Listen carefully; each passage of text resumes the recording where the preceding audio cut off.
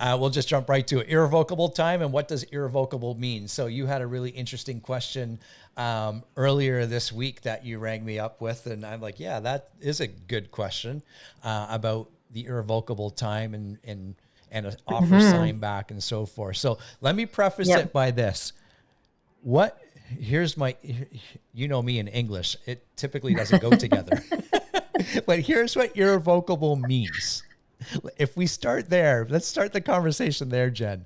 Irrevocable simply means not able to change. Yeah. Non-revocable.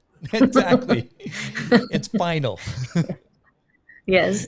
It's final. So talk to me about the scenario you had earlier this week. And it was a good question, really good question, because the agent was trying to be creative, and we give all kudos to the agent for thinking outside the box and being creative, right?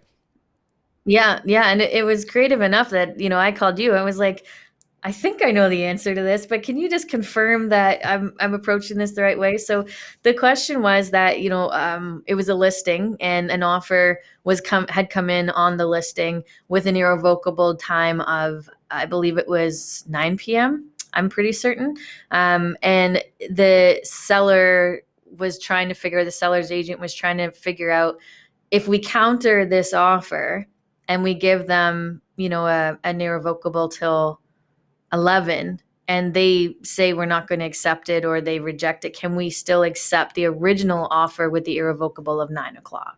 Yeah, I think the times were reversed on that, in fact. Were they reversed? Okay, yeah, that would make more sense. Yeah. The buyer submitted an offer with 11 o'clock irrevocable, but you wanted, not you, but the agent thought, what if we do an offer with the earlier irrevocable time?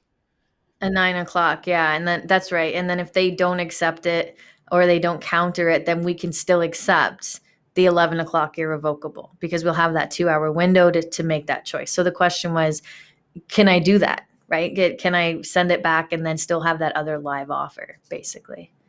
Yeah. Yeah. So if you're watching and you're thinking about, how do I get creative and how do I be creative? I mean, that's one way to think outside the box. But where Jen had already landed was, the moment that the other side, doesn't matter if you're the buyer or the seller, the moment you change the offer you've changed the offer. It becomes a brand new offer, right? And that previous offer, from a legal standpoint, is now off the table. It doesn't exist. Doesn't exist. Yeah. So unfortunately, as creative as it was, and as smart, when you think about it, it was a smart way to look at it. That once you change that irrevocable and you give them that counter offer, the original offer doesn't exist. So you would have nothing to go back to because it's been altered, right? That's right. Yeah.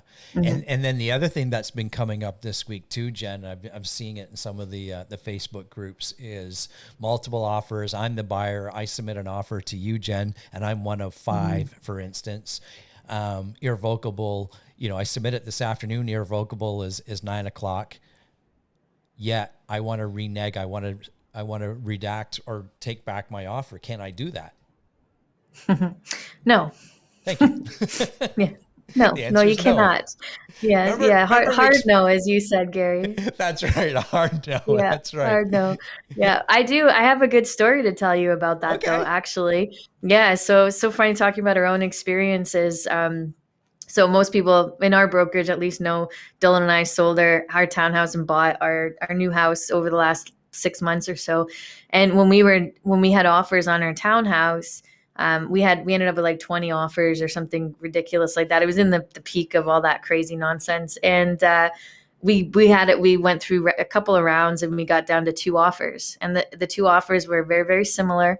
We had, almost identical in every way. There were some things we liked about one, some we liked about the other. And there was about $1,000, I think it was, discrepancy in the price point. And, we were in a good position. The offer that we were actually going to work with called us at, I don't know what time it was, but their irrevocable was still valid. And this was after hours of negotiating with all of these offers, that they called us and said, I'm so sorry. My buyer just called me and said they don't want to go through with the purchase. They want to stay in the town that they live in. Please don't accept our offer. That was what literally the phone call we got at like the last minute, 2 offers. Luckily, we the other offer was an equally solid offer. There were things we liked more about it. You know, they both had their pros and cons, so it was easy for us to say, you know what, thanks for letting us know, because we didn't want you to not show up with a deposit check tomorrow. That would be way worse. But you know, in different circumstance, that could have ended poorly for that buyer, right? Because the irrevocable was a valid irrevocable. We had every right to accept it as the best offer.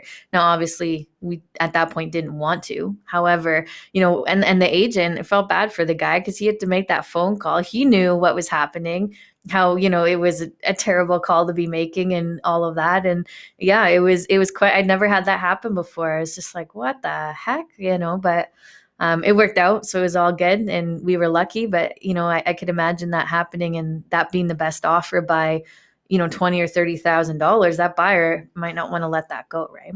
Yeah, yeah, exactly. Mhm. And Yeah. as the buyers agents, I mean, that's important for us to educate our clients to say, you know, once this is sent, it's sent. We're Yeah. on the hook Yeah. at least until that irrevocable time has expired. And then from the Yeah. seller side, yeah, to your point, like, you know, if you get wind of a buyer not standing behind their offer and you're in a multiple offer situation, why even Mhm. accept that, Yeah. right? Let's Yeah. work with the offers that are going to do the things that they say they're going to do, right?